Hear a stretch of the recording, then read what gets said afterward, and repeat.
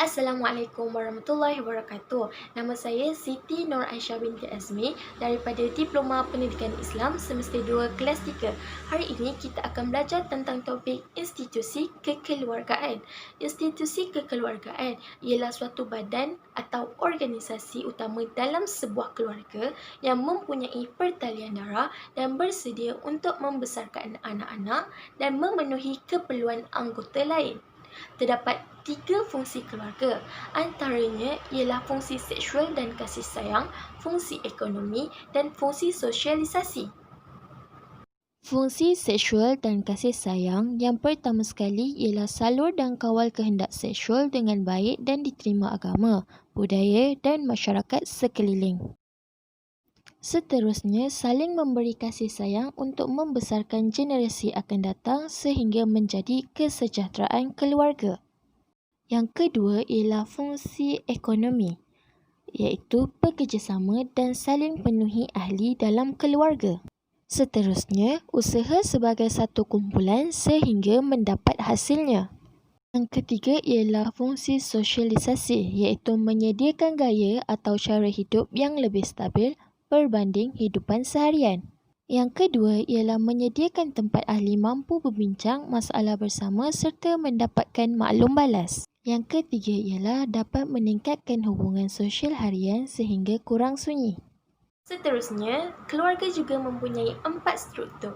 Antaranya ialah keluarga nuklear, keluarga luas, keluarga induk tunggal dan akhir sekali ialah keluarga poligami. Keluarga nuklear juga dikenali sebagai keluarga asas.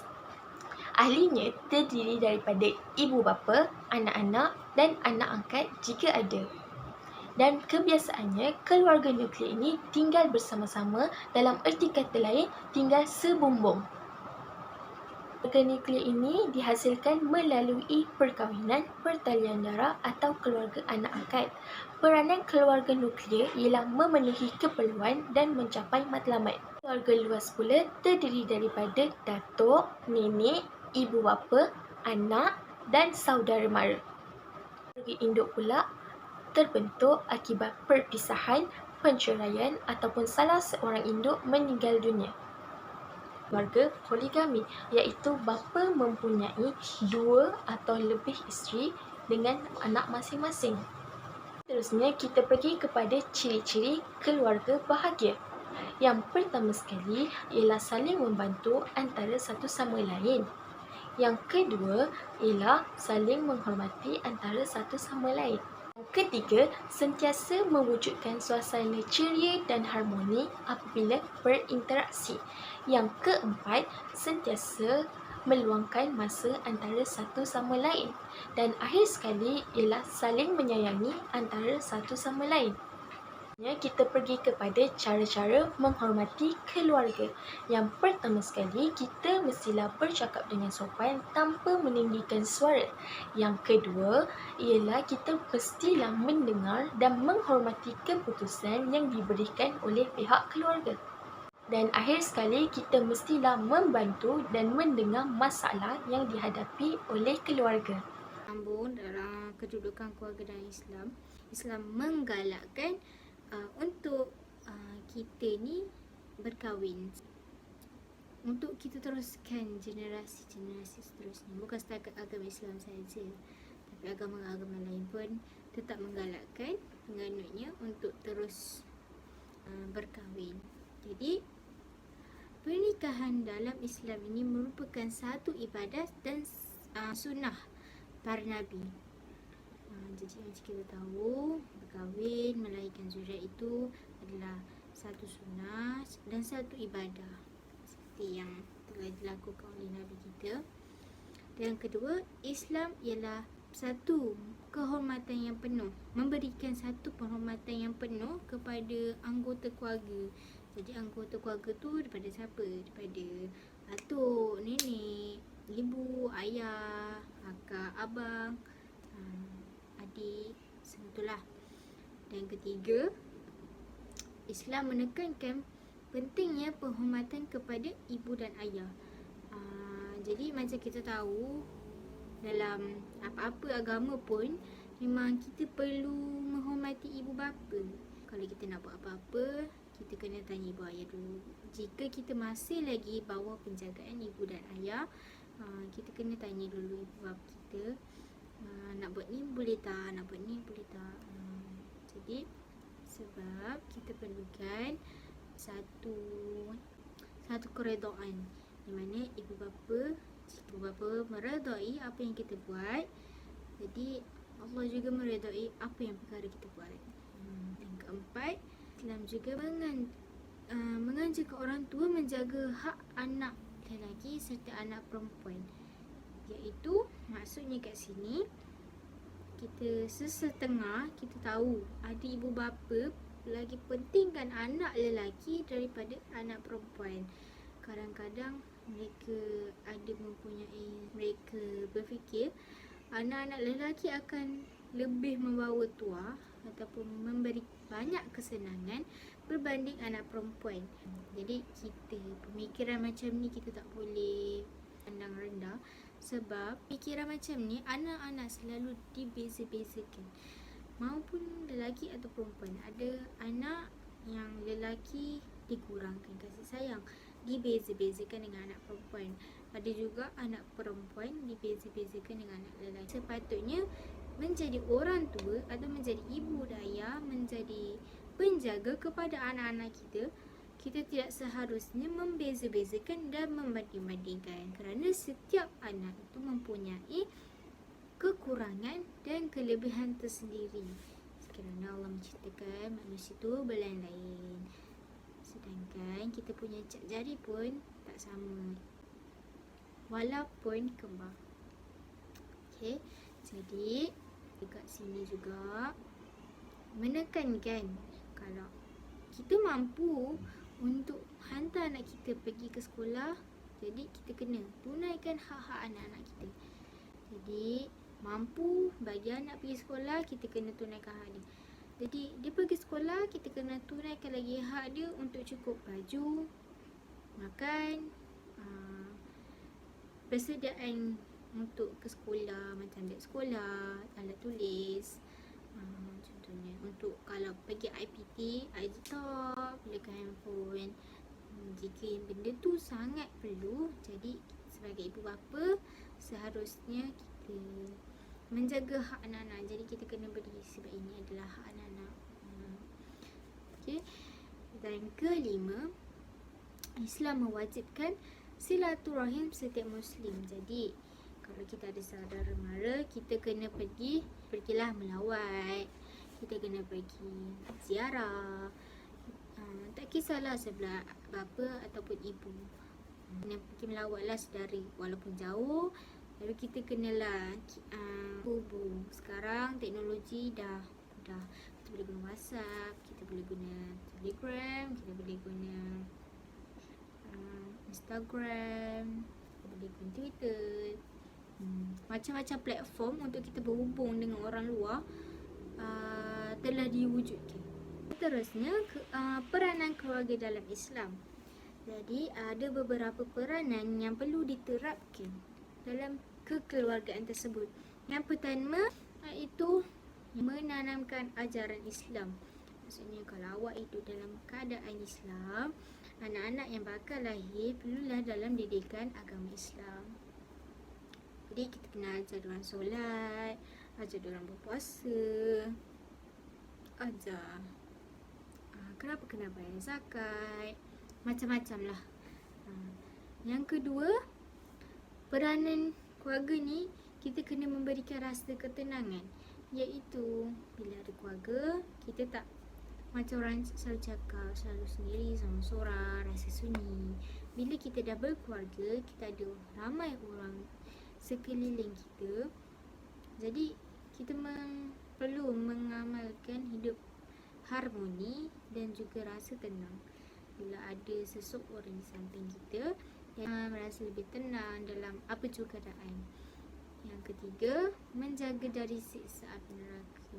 Maksudnya dekat sini, bapa, abang, adik lelaki, nasihatkanlah orang perempuan yang ada kat rumah, contohnya ibu ke, adik ke, kakak ke, nasihat kena jaga aurat, kena jaga tu, kena jaga ni. Kita kena menjagalah, saling menjaga, kerana seperti yang kita tahu, lelaki mempunyai tanggungjawab yang besar. Perempuan pun mempunyai tanggungjawab, tapi lain aspek. Seterusnya, menjaga kemuliaan dan wibawa manusia. Menjaga kemuliaan dan wibawa manusia, maksudnya kita dah tanamkan ajaran Islam. Yang keempat dia memang kita boleh menjaga kemuliaan dan wibawa manusia. Maksudnya kat sini, menjaga kemuliaan kita, contohnya lah, kita ada ketua keluarga, iaitu ayah ataupun suami. Kita ada ketua keluarga. Jadi ketua keluarga, daripada menanamkan ajaran Islam ini, dari situ kita dapat menjaga kemuliaan kita. Dari situ kita boleh jaga maruah muka kita, maruah muka kita. Seperti yang kita semua tahu, iman tu tidak boleh diwarisi. Namun disebabkan perkara itu tidak boleh diwarisi, jadi kita perlu menanamkan ajaran-ajaran yang betul agar iman tu sentiasa ada. Seterusnya, melanjutkan keturunan dan memperoleh keberkahan, seperti yang telah saya terangkan sebentar tadi. Jadi pentingnya kita kahwin dan melanjutkan keturunan, iaitu memberikan zuriat, melahirkan zuriat. Maksudnya bila kita dah ada anak kita pun akan berkahwin. Maksudnya generasi kita akan bersambung dan memperoleh keberkahan tu. Dan anak-anak mengamalkan ajaran Islam, makin banyaklah pahala.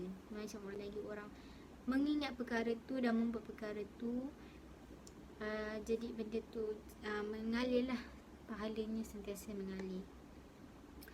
Seterusnya, perempuan yang haram dikahwini. Jadi kita tahu dalam Islam ada beberapa golongan perempuan yang haram dikahwini. Sebabnya kupas tentang perempuan yang haram dikahwini, kita kena faham dulu, Islam menggalakkan perkahwinan, namun terdapat beberapa golongan perempuan yang haram dikahwini. Pengharaman ni berlaku kerana satu penghormatan dan penghargaan. Contohnya ibu kandung. Jadi kalau kat sini tak faham, tak apa, sekejap lagi kita sambung.